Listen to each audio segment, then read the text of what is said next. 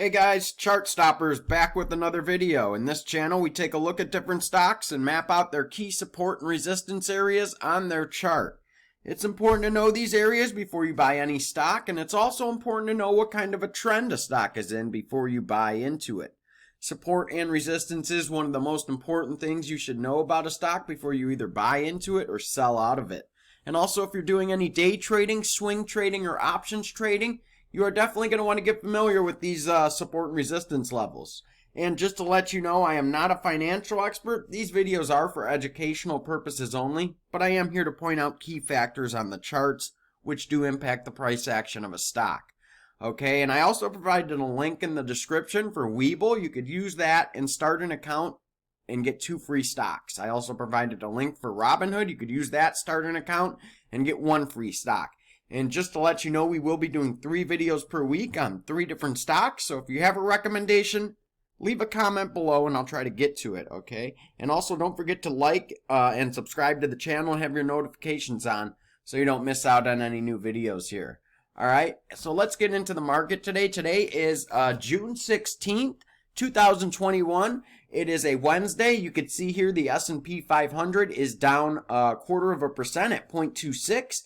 The Dow is down 0.32% and the NASDAQ is down 0.09%. So today is a pretty big day in the market.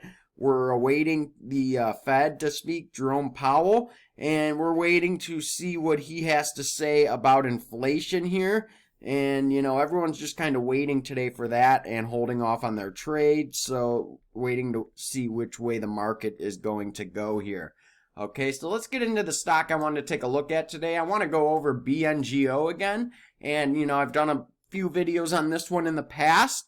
You could go back, watch those. I'll leave a link in the upper right-hand corner. You should see that right now. And you could go back, check those videos out, see how I got to where my chart is right now, okay?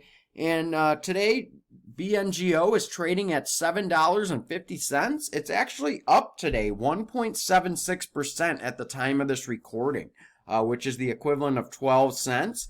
On the past week, they're actually down a little bit under 4%. They're down 3.77% this past week. On the past month, however, they are up over 32% here. So they've had a pretty big month here, and you know, they're giving a little bit back after the big rise in the past month, over 32%. And in the past 3 months, we are actually still down 21.78% from, you know, the area we came from, which was up here. You could see, you know, this correction really slammed this stock hard, and you know, you lost a lot of value here. But over the past year, this thing is up a little bit over 1,300%. So, you know, this thing has gone from a penny stock, which was around this area. You know, you could see here, right around the middle of December here, right around Christmas of last year is when this thing really started to take off. You could see the low right here, 47 cents, okay? And, you know, right around Christmas time is when this thing started to take off. And we saw this thing just blast right up, almost straight up right here in a matter of a couple months. And you could see we hit the 52-week high about a month and a half later, about 2 months later. After this thing was at about 50 cents, we shot all the way up to $15.69 here on February 16th of earlier this year. And, you know, that is right around the time that the correction in the NASDAQ started to take place.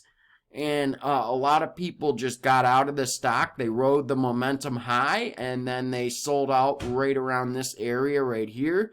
And you could see this thing got really crushed on the way back down. So looking at our chart here, you could see, you know, we lost our support area. We have a support around $9.81. We broke through that on the way down because we did not really have a lot of support when we were on our way up here. It was almost a straight line up. So you could see we needed to fill in some trading areas down here because there was no consolidation on the way up. It was just straight up. Okay, so our next area of support was right around here at $6 and around 90 cents here. And you could see we lost that also during the correction. and we traded all the way down to our next support area, which was around $5 and about 25 cents around there. So that was our pretty strong support. We did have a little bit of consolidation rate on the way up there at that point, and you could see, you know, that looked like it was going to hold up. It made a double bottom, but it ended up falling below that briefly for a couple days here, and we had a nice bounce off our 200-day moving average. It got pretty close to that right here in the yellow, as you can see, and there was also a support area right around here, which is about $3.90 to around $3 and about 50 cents here. You can see there's a gap right in there that needed to be filled, but that ended up acting as support here. You could see we got down to that level and we had a nice bounce off of our 200-day moving average, and you can see my trend line is following closely with my 200-day moving average here, this trend line in the green. That's ultimately where we bottomed out. I had to move this trend line a lot during this correction because I thought it was going to, you know, recover off of this area right here. Well, originally I had it here following this 50-day moving average, and then I had to move it down here to follow these lower lows it kept making, and eventually it looks like we have bottomed out here and we are on our way back up, okay? So the next thing I wanted to talk about is this red trend line that I have drawn right here, and this was, you know, the downtrend that we were stuck in since February, and we have just recently broken out of. And you could see the importance of these trend lines here, okay? You know, this is why you have to have, you know, your trend lines mapped out on your chart here, because you could see, you know, I had this mapped out the whole time here, and I kept moving it to follow the trend that this stock was in. You know, originally I had it set up from about here to here, you know, trying to get this low, and we had a false breakout right in here, and it looked like, you know, it was going to make its way back up, but we got rejected right around this area, around that 30-day moving average there in the green. Okay, and then it moved along to make a lower low after that. So, you know, you got to keep moving your trend lines, and you could see the importance. The thing I want to show you guys is how important this is right here. Let me zoom in on this right area right in here, okay? Look at what happened when it broke this trend line right here, okay? When we finally were able to close above this red line here, look at the how this stock just took off after that, okay? You could see this big green candle right here on May 26th is when we finally broke above this trend line and were able to close above that red trend line, okay? And that was something we hadn't been able to do in a couple months since this correction started. And you could see how big that is because it ended up propelling this stock from right around $5.20 to making a high right here on this day on June 8th of $9.12 right there, okay? So we're looking at, you know, almost a $4 jump from when we broke out of this trend line here, okay? And we've given some of that back since then, but, you know, look at if you would have got in right there and just were